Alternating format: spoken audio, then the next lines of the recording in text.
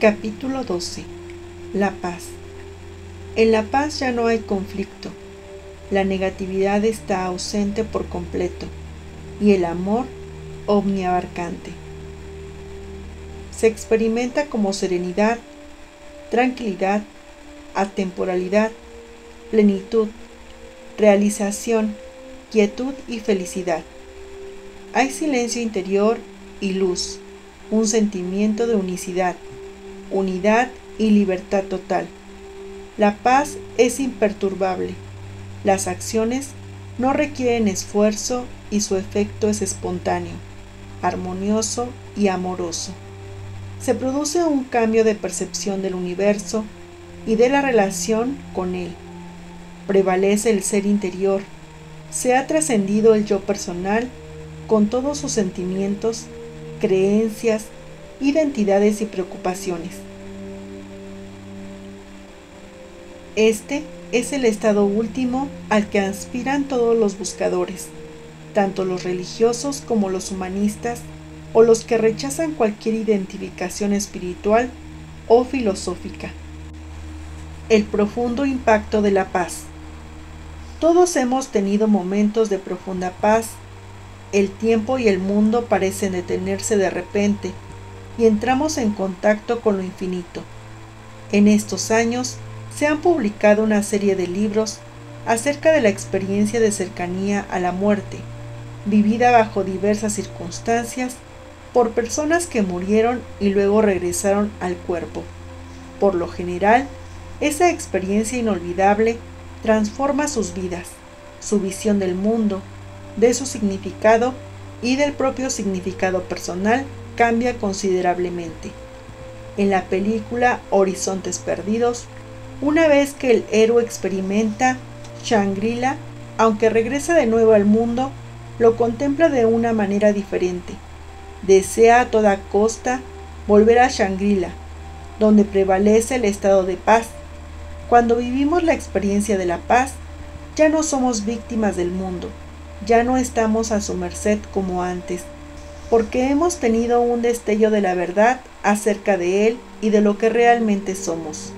Mediante la entrega continua, experimentamos estos estados de paz cada vez con más frecuencia. En ocasiones, pueden llegar a ser muy profundos y prolongados. Cuando las nubes se retiran, el sol brilla y descubrimos que la paz ha sido verdad en todo momento. La entrega es el mecanismo que desvela la verdadera naturaleza de la existencia. Cuando una persona está en paz, el test de kinesiología confirma su fortaleza. Nada mental, emocional o físico lo debilita. Ya no se identifica con el cuerpo.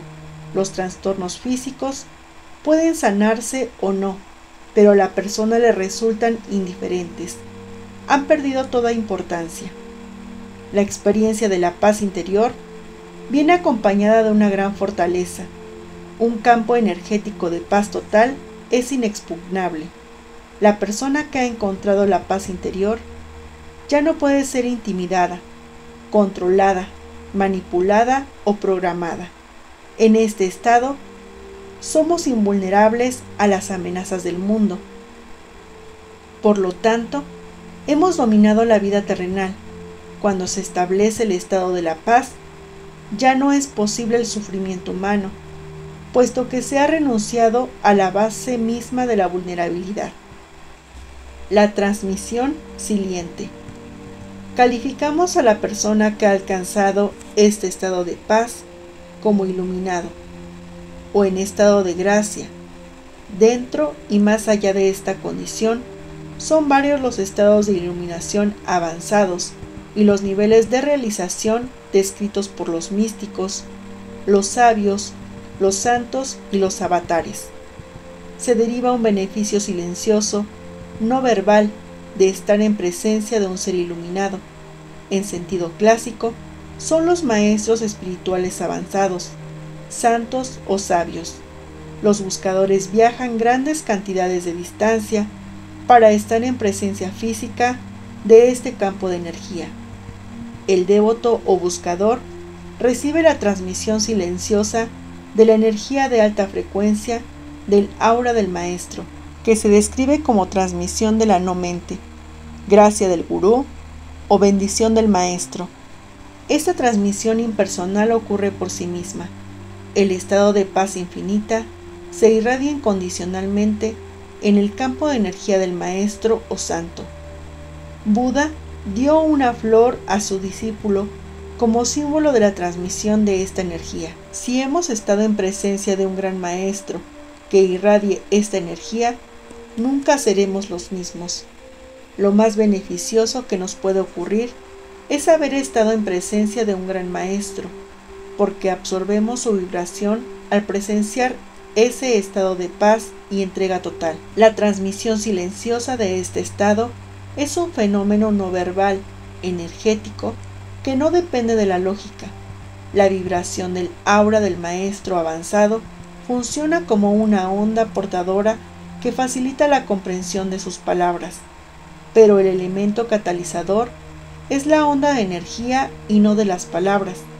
A través de la transmisión silenciosa, la energía del santo o maestro avanzado se incorpora a nuestra aura, a nuestra función cerebral y a todo nuestro ser. Gracias a que esta energía de paz se transmite hacia afuera, hacia el mundo, la humanidad sigue viva. Sin ella, se habría destruido hace mucho tiempo. Por eso, nuestra evolución interna sirve a toda la humanidad. Al alcanzar estos estados elevados de amor y paz, nos convertimos en presencias salvadoras en el mundo. Entregarse a la realidad última. El distintivo de este nivel es la ausencia de deseos. No hay necesidad de querer nada, porque todo se manifiesta en la vida de forma espontánea y automática, sin voluntad consciente ni esfuerzo. A este nivel, los pensamientos mantenidos en la mente son muy poderosos y tienden a manifestarse rápidamente. El fenómeno de la sincronía es continuo. Los mecanismos de causa y efecto y el funcionamiento interno del universo se revelan con claridad, puesto que somos testigos de la base misma de la realidad. Estos estados de conciencia muy elevados suceden espontánea e inesperadamente y tienden a recurrir y permanecer durante periodos cada vez más largos.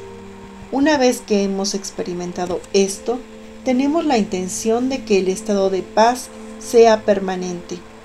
En el relato siguiente se describe a qué se parece y cómo sucede este estado, experimentado después de 3 años y medio de entrega continua. Era un frío día de invierno. La entrega había sido continua durante 11 días a un nivel de conciencia nunca alcanzado antes, ni siquiera durante el psicoanálisis. Tenía que ver con la base misma de la supervivencia del ego y su identificación como individuo. Guardaba relación con cómo experimentamos la propia existencia y con el deseo de experimentar el propio ser. A medida que pasaban los días, el proceso parecía no tener fin. Me surgió la duda: ¿estoy intentando lo imposible? Me quedó algo claro que la propia duda era un mecanismo de defensa. La abandoné y la entrega continuó a gran profundidad. Más tarde, ese mismo frío y lluvioso domingo, entré en un restaurante, me senté solo en la mesa y de repente el mundo se transformó milagrosamente. Se produjo una profunda sensación de paz y quietud interior, mayor que cualquier cosa imaginable. La experiencia estaba más allá del tiempo. De hecho, el tiempo no tenía significado alguno, y el espacio tampoco existía tal como solemos experimentarlo. Todas las cosas estaban conectadas. Solo había una vida expresándose como un único ser a través de todos los seres vivos. No sentía ninguna identificación con el cuerpo ni interés por él. En la sala tampoco había ningún cuerpo más interesante que otro. Todas las emociones y acontecimientos estaban interconectados y todos los fenómenos se producían porque cada cosa manifestaba espontáneamente su naturaleza interior, como si el movimiento y el crecimiento fueran el desarrollo espontáneo del potencial. La quietud imperturbable tenía una cualidad como de roca. Era obvio que el ser real era invisible, sin principio ni fin, y solamente se había producido una identificación transitoria con el cuerpo y la historia individual. Parecía muy extraño que antes uno pudiera haber pensado que era un cuerpo aislado y separado de los demás, con un comienzo limitado y un final. La idea parecía absurda. Ya no había ninguna sensación de yo separado y el pronombre yo desapareció y dejó de tener sentido. En su lugar estaba la conciencia de ser todas las cosas. Siempre las había sido y siempre las sería. El verdadero estado de ser estaba fuera del tiempo. El tiempo que el cuerpo había estado en la tierra parecía una fracción de segundo durante la cual la verdadera identidad atemporal había sido olvidada, debido a que uno había sido cegado por el pequeño yo. Entonces se reveló cómo había sucedido.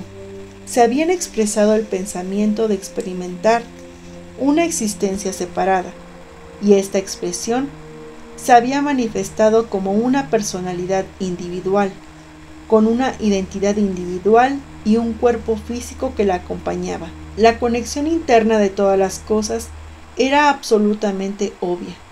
Era el universo holográfico descrito por Buda y la moderna física teórica. Ambos están de acuerdo en cuanto a la naturaleza intrínseca del universo. Dado que todo era perfecto, no había nada que querer, nada que desear, nada que crear y nada en lo que convertirse. Solo había eso, la esencia de ser, de la que surge la existencia. Era la fuente de la existencia, pero curiosamente no su causa. Sentí una profunda familiaridad con la conciencia. Era como si uno siempre la hubiera conocido, como si uno estuviera por fin en casa. No se presentaron emociones ni sentimientos. Prevalecía la inconsciencia de las sensaciones. Aunque parecía seguir produciéndose, ya no eran personales ni causa de preocupación. A modo de experimento, mantuve un pensamiento durante una fracción de segundo para ver qué pasaba. Casi al instante, se produjo un efecto en el mundo físico. El pensamiento de mantequilla o café, por ejemplo, dio lugar a que el camarero viniera de inmediato con los artículos, y sin embargo, no había pronunciado ni una palabra. Las palabras no parecían ser necesarias. La comunicación se producía con cualquiera al nivel del silencio. Esa noche, el cuerpo condujo el coche a una reunión en la que nadie notó nada. Todo el mundo parecía estar intensamente vivo. Su vivacidad surgía de su esencia, y el ser, que era el mismo para todos, brillaba a través de sus ojos. El cuerpo hablaba con otros, establecía espontáneamente conversaciones normales y se comportaba de la forma habitual. En ese momento, el cuerpo parecía un juguete kármico cuyo funcionamiento corría a cargo de todos sus patrones y programas acostumbrados, y no necesitaba ninguna atención en absoluto. Parecía saber lo que debía hacer, y lo hacía eficazmente y sin esfuerzo. Todas las conversaciones e interacciones eran presenciadas como simples fenómenos, no dirigidas. Una extraña vanidad parecía haber creído que había habido un pequeño yo autor de las acciones del cuerpo. En realidad, el cuerpo estaba a merced del universo y nunca había realizado sus acciones. Los fenómenos eran como vibraciones de la mente que no tenían realidad o existencia separada.